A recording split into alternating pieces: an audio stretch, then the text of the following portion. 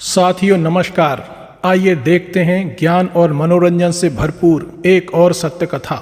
मनुष्य के पहली बार चांद की धरती पर कदम रखने और वहां से वापस पृथ्वी पर आने की इस रोमांचक दास्तान में आपका दिमाग ये जानकर हिल जाएगा कि पृथ्वी से 4 लाख किलोमीटर दूर स्थित चंद्रमा की विषम परिस्थितियों में फंसे चंद्रयात्री अचानक पैदा हुई विकट समस्याओं का हल कितनी सूझबूझ से निकालते हैं और समस्त बाधाओं को पार करते हुए सुरक्षित रूप से वापस पृथ्वी पर आ जाते हैं। 50 साल पहले घटित हुई इस ऐतिहासिक घटना को लाखों लोगों ने अपने टीवी पर देखा था। आप भी देखिए। सन 1961 सोवियत संघ यूरी गागारिन नाम के अपने एक अंतरिक्ष यात्री को सबसे पहले अंतरिक्ष में पहुंचाकर दुनिया में तहलका मचा चुका था। इससे स्पेस रेस में लगातार पिछड़ता अमेरिका तिलमिला गया और तत्कालीन अमेरिकी राष्ट्रपति जॉर्ज एफ कैनेडी ने 1970 से पहले चंद्रमा पर मनुष्य भेजने का ऐलान कर दिया। इसी के साथ अमेरिकी स्पेस एजेंसी नासा के वैज्ञानिक दिन रात इस मिशन पर लग गई। इस मिशन को नाम दिया गया था अपोलो। उधर सोवियत यूनियन ने भी अपने चंद्र मिशन लूना की रफ्तार और बढ़ा दी। लगभग 9.5 साल की अथक मेहनत और तमाम तरह के परीक्षणों को पूरा करने के बाद अमेरिका चांद पर इंसान को भेजने के लिए पूरी तरह तैयार था। 16 जुलाई 1969 को अमेरिका के फ्लोरिडा स्थित केनेडी स्पेस सेंटर में काफी गहमा गहमी का माहौल था। नासा के वैज्ञानिक बड़ी तल्लीनता के साथ अपने अपने कंप्यूटर की स्क्रीन पर नजरें गड़ाए बैठे थे।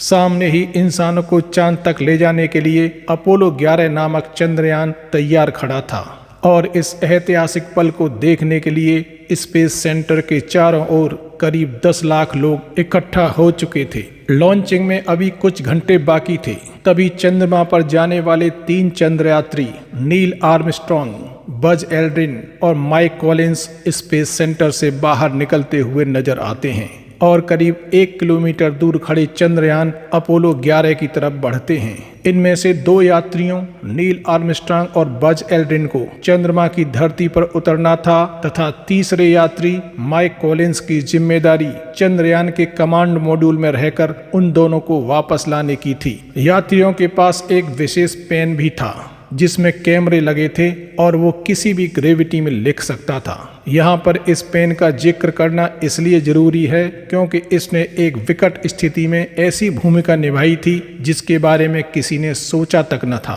काउंटडाउन शुरू होता है 3, 2, 1, 0 और लॉन्चिंग का नज़ारा देखने आए दर्शकों की आंखें चौंधिया जाती हैं। लॉन्चिंग पैड पर तेज आग नजर आती है और अपोलो 11 बड़ी तेजी से आकाश की ओर उठता दिखाई देता है। किंतु यह क्या, अभी तक कोई आवाज सुनाई नहीं दी।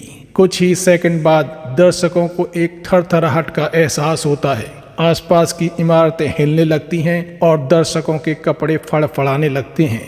ऐसा यान के उठने से पैदा हुई शॉक वेव की वजह से हो रहा था। यान ध्वनि की गति से भी कई गुना तेजी से ऊपर उठा था, इसलिए आवाज थोड़ी देर बाद सुनाई दी। ठीक वैसे ही जैसे आकाश में बिजली चमकने के कुछ देर बाद आवाज सुनाई पड़ती है। शीघ्र ही यान नजरों से ओझल होने लगता है और 2 थ्रस्ट देने के बाद वह पृथ्वी के ऑर्बिट में स्थापित हो जाता है। यह थ्रस्ट क्या होता है? आसान भाषा में कहें तो यह घोड़े को चाबुक लगाने की तरह होता है। जैसे घोड़े के चाबुक लगाने से वो और तेज चलने लगता है, ठीक उसी तरह यान की स्पीड बढ़ाने के लिए उसके रॉकेट में विस्फोट किया जाता है, जिससे उसे तेज धक्का लगता है और उसकी स्पीड बढ़ जाती है। यह थ्रस्टिंग किसी भी यान को किसी ग्रह या उपग्रह की ऑर्बिट में स्थापित करने के लिए या ऑर्बिट से बाहर निकालने के लिए जरूरी होती है।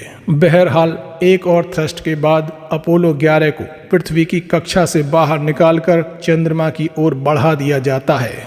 अब अपोलो 11 की स्पीड बेहद ज्यादा हो जाती है, करीब 40,000 किलोमीटर प्रति घंटा। पृथ्वी के चक्कर लगाते हुए चंद्रमा की कक्षा तक पहुंचने में अपोलो 11 को 4 दिन लगे। 20 जुलाई 1969 को अपोलो 11 चंद्रमा की कक्षा में पहुंच जाता है। अब लूनर मॉड्यूल, जिसमें नील आर्मस्ट्रॉन्ग और बज एल्ड्रिन बैठे थे, को कमांड मॉड्यूल से अलग करके चांद पर उतरना था। जबकि तीसरे चंद्रयात्री माइक कॉलिंस को कमांड मॉड्यूल में ही रहकर दोनों के वापस आने का इंतजार करना था। कमांड मॉड्यूल के बिना वह वापस नहीं आ सकते थे। लूनर मॉड्यूल, जिसे ईगल नाम दिया गया था, की कमांड नील आर्मस्ट्रॉन्ग के हाथ में थी और वह धीरे धीरे अपनी स्पीड कम करते हुए चंद्रमा की सतह की ओर बढ़ रहे थे। अभी तक सब सही चल रहा था कि पहली समस्या सामने आती है। कंप्यूटर पर डाटा ओवरलोड होने का मैसेज दिखाई देता है। नील पृथ्वी पर स्थित मिशन कंट्रोल सेंटर में संपर्क करते हैं। कुछ सेकंड सोचकर कंट्रोल सेंटर के वैज्ञानिक उन्हें आगे बढ़ने का मैसेज भेजते हैं। इस वाकये को कुछ ही देर हुई होगी कि नील को अपने नीचे एक बहुत बड़ा क्रेटर यानी खाई नुमा गड्ढा दिखाई देता है। क्रेटर चांद पर बने हुए बहुत बड़े बड़े गड्ढे होते हैं, इतने बड़े कि एवरेस्ट भी इनमें समा सकता है। ये गड्ढे चांद पर इम्पैक्ट्स के द्वारा बने हैं। इसमें लूनर मॉड्यूल ईगल को उतारना खतरे से खाली नहीं था, तो वो ईगल को वहां से हटाकर किसी समतल जगह की तलाश करने लगते हैं। तभी ईगल की स्क्रीन पर एक ऐसा मैसेज दिखाई देता है जो पूरे मिशन को समाप्त कर सकता था। मैसेज था कि लूनर मॉड्यूल में केवल 30 सेकंड का ईंधन बचा हुआ है। इस 30 सेकंड के अंदर ही नील को चांद की धरती पर लैंड करना था, वरना लूनर मॉड्यूल चांद पर तेजी से गिरकर बेकार हो जाता और चंद्रयात्री फिर कभी पृथ्वी पर वापस नहीं आ पाते। एक एक पल, एक एक सेकंड और एक एक सिग्नल उन्हें पृथ्वी से हमेशा हमेशा के लिए जुदा कर सकता था। इस मैसेज से पृथ्वी पर वैज्ञानिकों की सांसें थम जाती हैं और वह मिशन को कैंसिल करके वापस उन्हें पृथ्वी पर बुलाने की सोचने लगते हैं। किंतु कुछ ही सेकंड बाद नील की तरफ से संदेश आता है, हम चांद पर सफलतापूर्वक लैंड कर चुके हैं।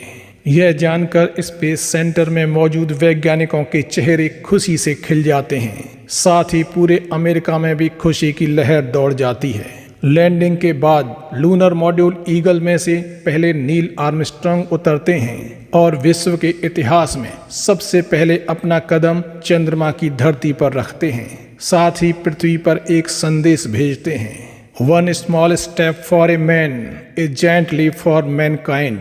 मतलब यह किसी इंसान के लिए छोटा कदम है, किंतु मानव जाति के लिए बहुत बड़ी छलांग है।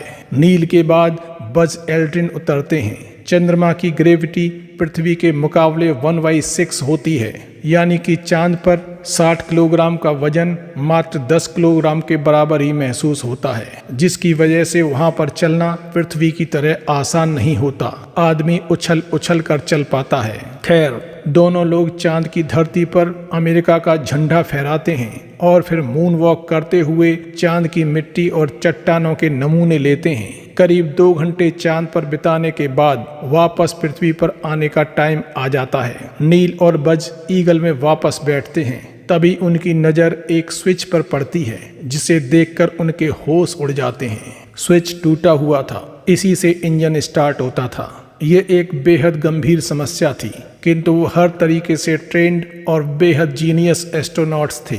वो अपना पेन निकालते हैं और उसकी सहायता से स्विच को ऑन करके लूनर मॉड्यूल ईगल का इंजन स्टार्ट करते हैं। फिर चांद की जमीन से 100 किलोमीटर ऊपर खड़े कमांड मॉड्यूल की तरफ बढ़ते हैं, जिसमें बैठे माइक कॉलिंस उनका इंतजार कर रहे थे। स्विच किस वजह से टूटा, इसका आज तक किसी को पता नहीं चला। अब चुनौती थी लूनर मॉड्यूल को कमांड मॉड्यूल से जोड़ने की। ये एक जोखिम भरा और पेचीदा काम था, किंतु माइक कॉलिंस को विशेष तौर से इसी के लिए ट्रेंड किया गया था। वह सफलतापूर्वक लूनर मॉड्यूल ईगल को कमांड मॉड्यूल से जोड़ देते हैं और अपोलो 11 को वापस पृथ्वी की ओर बढ़ा देते हैं। किंतु पृथ्वी पर वापस आना भी आसान नहीं था। सबसे बड़ी चुनौती थी पृथ्वी का वायुमंडल, जिसके घर्षण से इतनी हीट पैदा होती है कि यान जल सकता था, जैसे कल्पना चावला के अंतरिक्ष से वापस आते समय हुआ था, जिसमें कल्पना चावला सहित सभी एस्ट्रोनॉट्स मारे गए थे। दूसरी चुनौती थी धरती पर पहले से तय की गई जगह पर ही यान को उतारना, क्योंकि सेकंडों में यान सैकड़ों किलोमीटर इधर उधर जा सकता था और वो किसी रेगिस्तान या जंगल में भी लैंड कर सकता था। हालांकि इन हालातों से गुजरने के लिए भी एस्ट्रोनॉट्स को ट्रेनिंग दी गई थी। लगातार 4 दिन के सफर के बाद 24 जुलाई 1969 को यान पृथ्वी के वायुमंडल में प्रवेश करता है, जलते हुए यान के टुकड़े वायुमंडल में बिखरते आ रहे थे। सैटेलाइट से ली गई फुटेज में अपोलो 11 एक जलते हुए गोले की तरह दिखाई दे रहा था। आखिरकार इनबिल्ट पैराशूट के सहारे अपोलो 11 साउथ अटलांटिक महासागर में पहले से तय की गई अपनी निश्चित जगह पर ही लैंड करता है। तुरंत एक जहाज उन्हें रिसीव करने के लिए निकल पड़ता है, किंतु अभी आखिरी टेस्ट होना बाकी था। नासा के वैज्ञानिकों ने हर संभावना पर ध्यान दिया था और इन्हीं में एक संभावना यह थी कि अगर चांद से लाए गए नमूनों पर कुछ ऐसे जीवाणु पाए गए जो मनुष्य के लिए खतरनाक हो सकते हैं तो क्या होगा।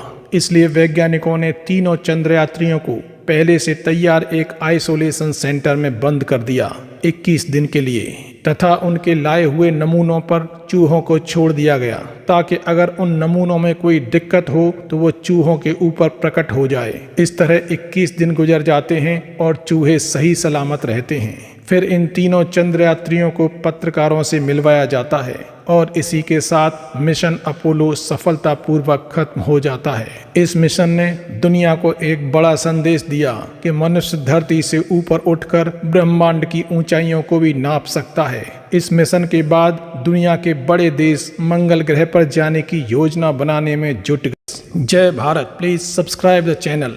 धन्यवाद।